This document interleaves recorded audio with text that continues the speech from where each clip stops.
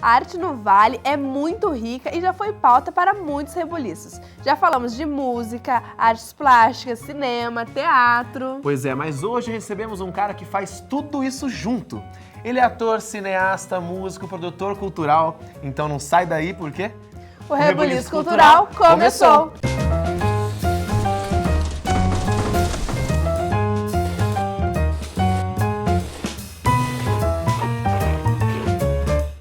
Hoje recebemos aqui no Rebuliço Cultural Sérgio Ponte. Muito obrigado, Sérgio, por ter aceitado o nosso convite aí. Um prazer, vamos lá.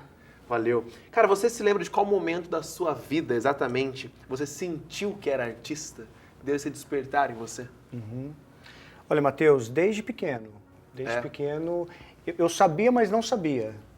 Porque dentro de mim, eu já pulsava, né, esse sonho, essa vontade, né? Mas eu não sabia traduzir isso. Eu só fui descobrindo isso mais na minha adolescência. Quando eu comecei a chegar a partir dos meus 20 anos ali, eu comecei a entender que isso era um pouco o meu caminho. Sim. Né? Mas eu já carregava isso de alguma forma dentro de mim. Sem dúvida. E você é um artista que percorre várias áreas, né? Tem alguma que você gosta mais de dirigir, atuar? Tem alguma preferida ou não? Ah, Dessana, depende do momento. Depende do momento da sua vida para você sentir o que você precisa fazer para se libertar, para amadurecer, para se curar. Né? Porque eu acho que a arte tem muito esse sentido. Né? É uma expressão onde você busca um desdobramento, uma transformação na sua vida.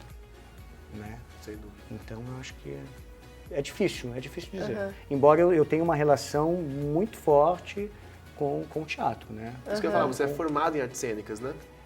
Eu estudei artes cênicas em São Paulo, mas eu tenho uma relação com artes cênicas desde pequeno, assim, desde quando eu fazia truques de mágica para os meus amiguinhos e amiguinhas em casa, sabe? Eu acho que isso já tinha, né, uma relação. E eu relaciono muito a minha experiência teatral com o futebol. Ah, é? É.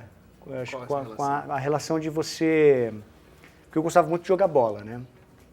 E eu era aquela pessoa que promovia o futebol na rua. Eu morava na rua de terra. Era dono da bola? Então, também. Então eu Chamava preparava a o galera da golzinho, catava o bambu no meio do mato para fazer as traves do gol, sabe? Fazia acontecer, né? Chegava no horário do almoço, né? Já ia falando, e aí, vamos jogar bola hoje à tarde? Né? E aí, quando era 4 da tarde, já saía com a bola, né? Fazendo uma... E aí, né, quando eu via, estava rolando futebol na rua, a vizinhança ali, né, curtindo. Então, isso eu acho que tem a ver muito com o teatro. Sim. Né? Vamos fazer uma peça? Né? Vamos montar? É o né? proponente, Vamos né? jogar, vamos treinar. Tinha essa coisa de treinar para depois apresentar Dirigir, partida de né, as futebol. pessoas Então, também, já tem essa essa pegada. coisa de encenar também, de construir. Então, a minha relação teatral é muito próxima dessa relação que eu tinha com o futebol, assim, né? Sim. Você está falando de dono da bola, às vezes o dono da bola muitas vezes não gosta, mas fala, vou embora, a bola é minha e leva. Você era esse cara? Não, levava a bola e acabava com a brincadeira, porque né? eu jogava bem bola. Eu queria, na verdade, promover tudo para E continuar. E poder jogar me também. apresentar, para me exibir ali jogando bola. Tinha esse propósito. Pois é. E bom, como é que foi essa migração pra música? Assim, já podemos falar disso já, Podemos. né? Essa migração pra música, já temos a guitarra aqui, o violão aqui. Sim. Já ele vai tocar um pouquinho pra gente, mas como é que foi essa migração ou não? Já é um projeto Uma caminhada também, né? Sim. Dom artístico, ele tem sobra, né? O Sérgio canta, toca, faz de tudo, mas... Como que você chegou na música? Exatamente, como é que você chegou lá? Então, a música minha mãe comprou um violãozinho pequeno, porque eu acho que a vontade da minha mãe era que eu tocasse em igreja, né, na igreja. Só que ela comprou e eu não me interessei pelo violão. Decepcionou. Aí o violão ficou lá uns 2, 3 anos, né, em cima do guarda-roupa, né? E a um determinado dia eu fiquei curioso de pegar o violão, né? Claro, tinha E aí, a partir daí, começou uma relação, né? né, comprando livrinhos, né, de rock nacional dos anos 80. Pois é, antigamente era... tinha muito, sacanagem, né? né? Mas é que...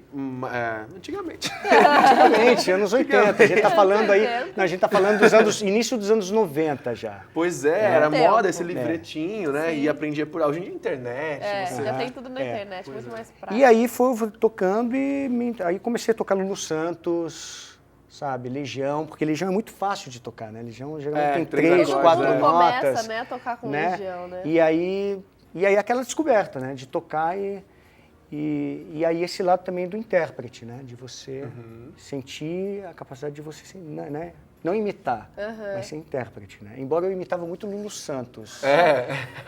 Tinha muito isso. Eu gostava muito do Lulu Santos. Legal. E eu imitava muito, mas aí você vai descobrindo que, né, você tem que encontrar um estilo próprio. Isso, exatamente. Né? Sim. Mas isso é com o tempo, né? Eu acho Pois que é. quando você começa a tocar violão, você imita muito, né? É muito caricato, né, de um determinado músico, né? Mas depois você vai entendendo que o interessante é você comunicar a sua vida, a sua trajetória. Claro, claro. Senão não tem sentido, né? Mesmo quando você é um intérprete, como uma Elis Regina, uma Cássia Eller, né? Nossa, Eles são intérpretes, né? Eles não tocam cover, né? Sim. Eles Não, são intérpretes. nossa, seria... É diferente. Os compositores escrevem as canções pensando já, né, Sim. em quem vai cantar. Poxa, infelizmente escreviam, né? Agora você falou, eu falei, caramba, escrevia. Poxa, Cássia, Elis. E eles são grandes nomes Você aí. pega um cara como o Caetano Veloso também, né? O Caetano, além de compositor, o Caetano é um ótimo intérprete. Sim. Né? O Caetano Além de compositor também, além de um excelente compositor. Mas é um excelente intérprete também, o Caetano, né? Quantas interpretações o Caetano tem na história dele que são magníficas, Fantásticas. né? E você também tem uma banda, né? Drummond Punk e as canções do Submarino Quântico. Drummond Punk e as Como canções que- do Submarino Quântico. Conta como que é essa banda, da onde surgiu a ideia. Então, o Drummond Punk é interessante porque já divulgaram o Drummond Punk como show musical, né? Música, né? E não é necessariamente isso. O Drummond Punk envolve, assim, ele é um trabalho poético, eu diria, né? Performático, né? Em torno da obra do Drummond, né? De alguns fragmentos poéticos da obra do Drummond, mas também de outros poetas. A gente não fecha só no Drummond. Parte do Drummond, mas também a gente traz vários outros poetas. Aliás, poetas amigos, né? A gente faz uma fusão, né? Uma Legal. colagem, essa eu acho que seria uma palavra boa, né? Com o poema do Drummond e outros poemas, e aí outros poetas. E é uma experimentação cênica, performática, sonora, né?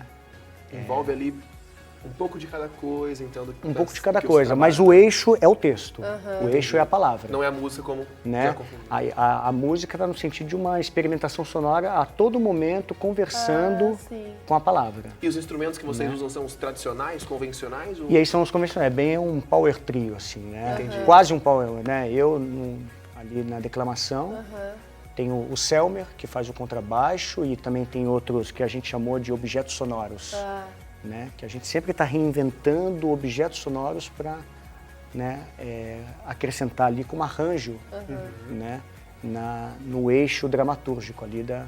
E tem o Léo Mandi, que é um grande poeta e compositor, né, que é um prazer. Ser parceiro do Léo, para mim, é um prazer, né, que ele faz o eixo sonoro ali na guitarra, né, no violão. Leituras, apelo ao cassino,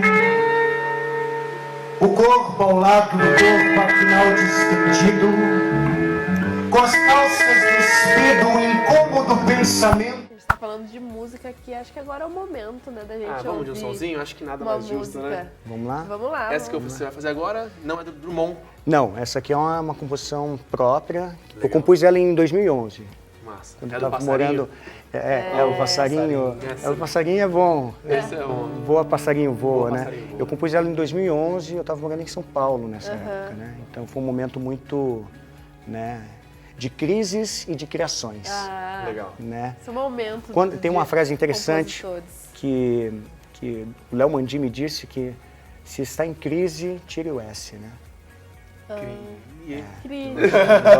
Demorei. Qual o nome dessa canção, então? Voa, passarinho, voa. Vou Passarinho Voa. Pessoal de casa, então, Aqui Sérgio Ponte pra tem vocês. uma versão mais intimista aqui, tá? Legal. Ok. Vamos lá, então.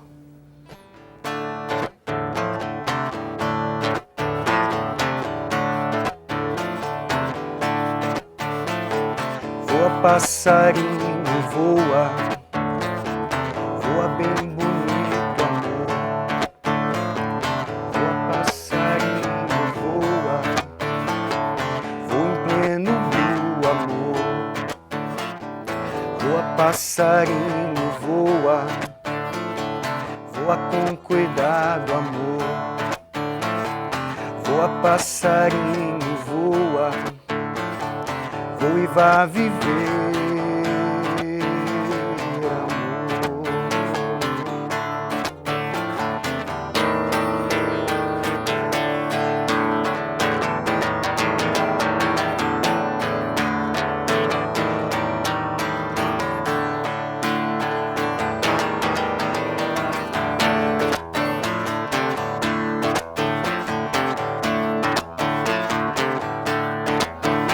E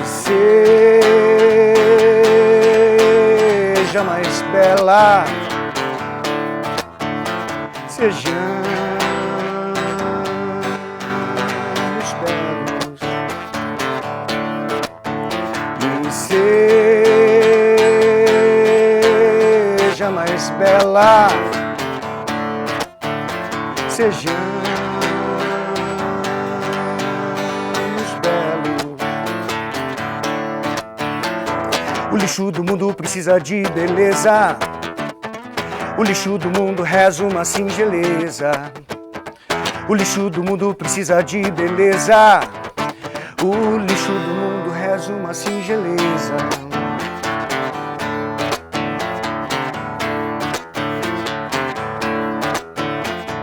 Voa, passarinho, voa. Ela é fácil, fica na cabeça. Sim. Muito massa. Aproveitando esse embalo, acho que a gente vai para um rápido intervalo. Vamos pra um E a rápido gente intervalinho. volta pra continuar esse papo aqui. Vamos voltar A gente já. volta daqui a pouquinho. Não sai daí, não.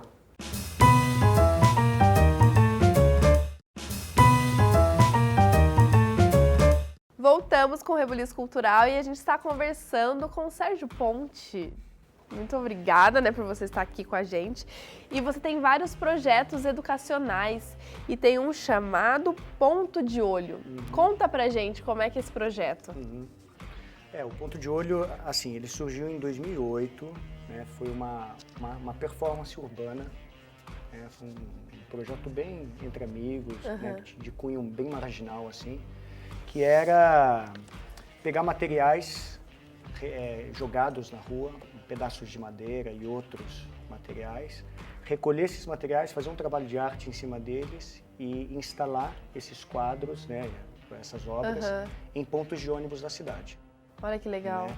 Que era um pouco para criar essa relação das pessoas que ficam esperando o ônibus, e aí você E já vai vendo... cria uma relação Sim. com uma obra, né, que está ali pendurada. Né? E a gente fez isso em 2008, 5 pessoas, né? Instalamos mais ou menos de 30 a 35 obras. Nossa, que legal. Né?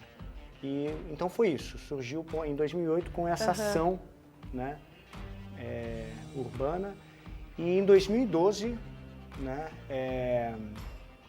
eu comecei a ministrar oficinas desse trabalho em várias instituições. Né? Sempre quando eu posso, eu ministro com desdobramentos. Né? Aí é uma performance pictórica, eu costumo chamar de Ponto de Olho, é uma performance pictórica. Você utiliza tinta, né, e agrega a tinta a ações performáticas. Olha que legal. Então tem muitos caminhos, muitas possibilidades. Muito bom. E a ideia é que a pessoa possa interagir também com essa obra que está no ponto? Sim, Possa- claro. A ideia do Ponto de Olho, na sua origem, lá em 2008, era instalar as obras, né, deixar as obras lá e ver o que o que acontece. tiver, Sim. se a pessoa quiser chutar a obra e não gostar, tudo bem. Agora, se quiser recolher, levar para casa ou dar para alguém. Legal. Então, né, a Deus dará, o que deve ser, será. Ah, isso é muito Muito massa. bom. Cara, João, mudando um pouco de assunto, João mudando, né? João Matador de Cobras. Conta um curta-metragem. pouquinho pra gente, um curta-metragem que você produziu, do que fala esse curta e quem participou também. Queria saber um pouquinho mais sobre isso. Tá, o João Matador de Cobras, assim, eu tenho uma relação com o cinema também. Aham. E o Sérgio, ele é tudo. É tudo. É tudo. O cinema, quando eu tinha 15, 16 anos, meus pais compraram um aparelho de videocassete na época, né? Isso eu tô falando de 95, 96. Depois né? dos folhetinhos que a gente tava vendo. Isso depois da música, depois da música. Né? Aí eu comecei a ir em locadora, né? Tinha um videocassete em casa, aí eu comecei a me identificar com, não sei porquê, né? Talvez uma coisa de trajetória e sensibilidade também, mas eu comecei a me interessar por Fellini, por Chaplin, sabe? Por Buñuel, Bergman, sabe? Grandes mestres da história do cinema do século XX, né? E aí comecei a alugar filme, a pesquisar, comecei a ter caderno, anotar diretor, atores, né? Comecei a me interessar por Al Pacino, Robert De Niro, sabe? Taxi Driver, do Martin Scorsese, enfim. Né? Então, o cinema, para mim, durante a minha adolescência, ele serviu como um refúgio. Que a adolescência é uma fase muito difícil. Sim, né? sim. É uma fase que você está com uma energia, descobrindo várias coisas, mas ao mesmo tempo Querendo você não consegue abraçar o agir, mundo, né? você não consegue dizer, tem uma timidez, tem uma instabilidade de humores, né? E o cinema, às vezes eu me trancava no quarto, alugava um filme e ali eu me embarcava, né, sabe, me transportava e aquilo ali me servia como formação, inclusive. O cinema me formou. Né? Eu sou muito formado pelo cinema. Né? E aí, inevitavelmente, né, você fica já com vontade de fazer filme também, né?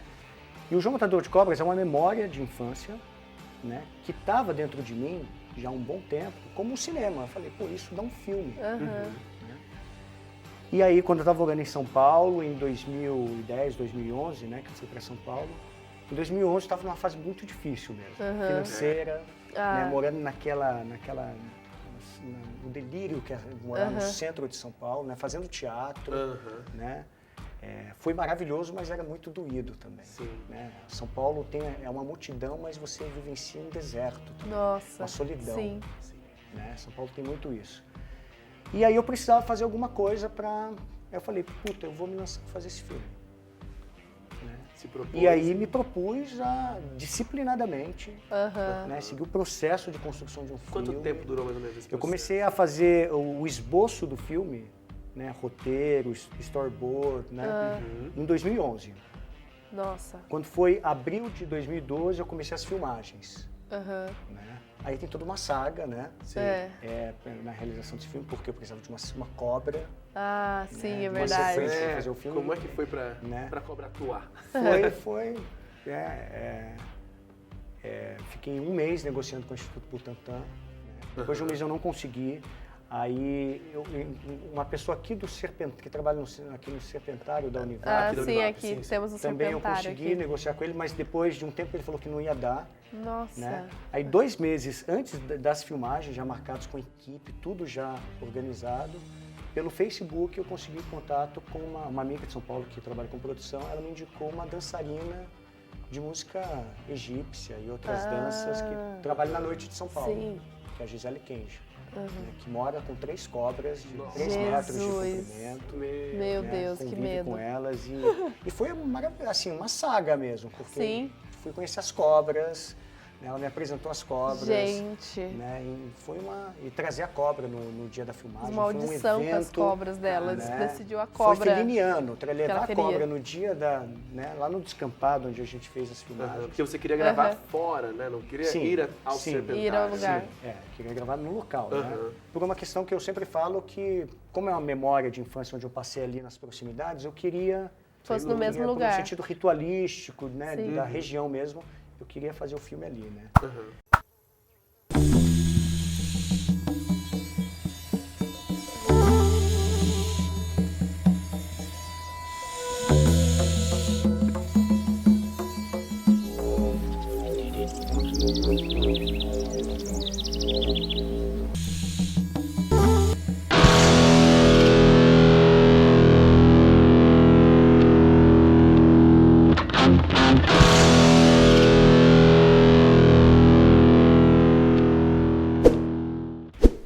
E aí lancei o filme em 2014, de 2012 a 2014 Porque sem dinheiro é complicado às vezes, né? Você tem que negociar, né? Pô, Matheus, tem como você editar um filme? Eu posso dar R$200 para você, tá entendendo? Pois é. Né? Isso é complicado, né? Sim. Mas é isso, a gente vai articulando e vai fazendo. E o filme foi lançado em 2014, no bairro Vila das Flores, onde o filme foi filmado. Ocorreram as filmagens do filme. Para o pessoal poder... A primeira exibição do filme foi lá, foi uma exibição a céu aberto. Olha que legal. Teve um evento, né? E foi maravilhoso. Teve um público de quase de 100 a 200 pessoas, uma média. Que legal. Né? E a relação dos moradores com o cinema, né? Porque tinha essa coisa de uma espécie de pertencimento mesmo. Eles se viam ali, né? Mas olha o cachorro ali, sabe? Então olha essa que relação. legal. Cria uma relação, né, com isso foi eles. muito importante. E quando eu exibi o filme ali, eu me senti com missão cumprida. É o que eu precisava fazer. Né? Aí o filme tiveram outros desdobramentos maravilhosos. E eu fiquei né? sabendo que você quer fazer um livro de contos, como é que é? Em relação... Contando a história da saga para fazer esse da filme, saga, né? É meio uma saga do João Matador de Cobras, assim. Meu Deus, porque não para por aí. Porque eu já falei desse filme várias vezes, né? Em várias entrevistas. E sempre tem coisas muito sutis e muito relevantes, assim, que às vezes eu não consigo contar. Entendi.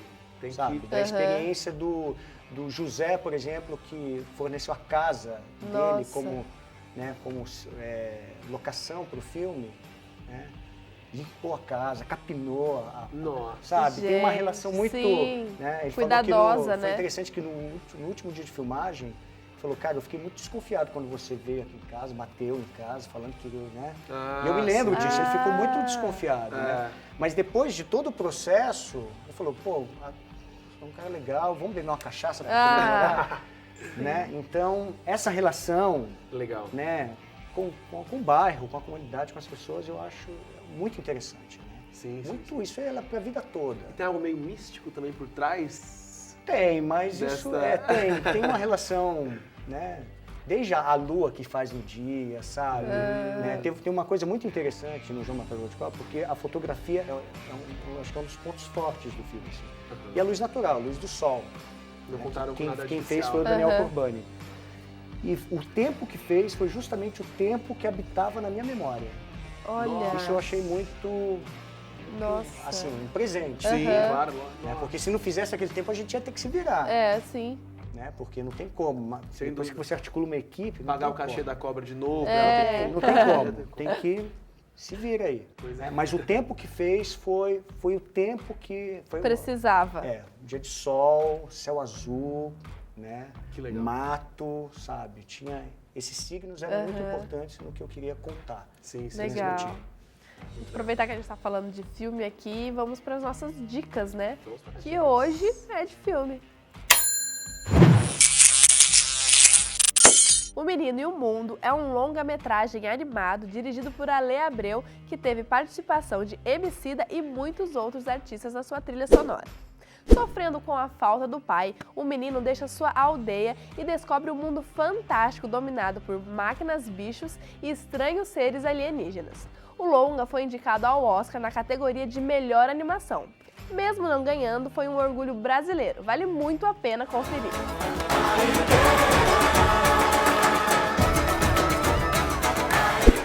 E aí, gostou da dica? Já tinha assistido essa animação? Assisti uma vez no Parque Vicentino Aranha, né, naquele projeto de cinema ao ar livre. Né? Sim, é muito legal. O que você pensa sobre a animação? Tem vontade de criar uma? Trabalhar com isso? A animação é uma outra vertente, né, do audiovisual. Né? Não, eu tenho muito pouco conhecimento da animação. Mas e aí, você como pessoa multi, né? O artista multi, quais são os novos? Tem novos projetos aí para esse segundo semestre? Como é que tá? Cabeça.